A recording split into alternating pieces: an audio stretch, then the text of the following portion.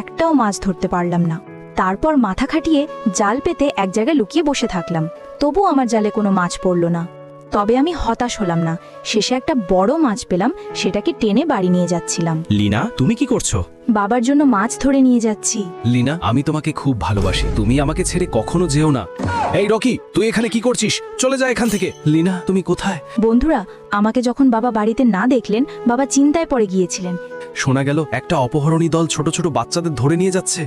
এই কথা শুনে বাবা একেবারে ভয় পেয়ে গেলেন। লিনা, না বলে তুমি বাড়ি থেকে কেন বের হয়েছো? বাবা, আমি তোমার জন্য মাছ ধরতে গিয়েছিলাম। আমি তোমাকে বাড়িতে দেখতে পাইনি, তখন আমি খুব ভয় পেয়ে গেছিলাম।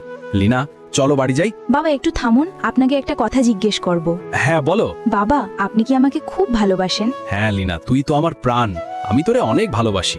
বন্ধুরা, বাবার মনে যে আমার প্রতি ভালোবাসা আছে, সেই ভালোবাসা যেন চিরদিন থাকে। অবশ্যই লাইক ও সাবস্ক্রাইব করতে ভুলবেন না।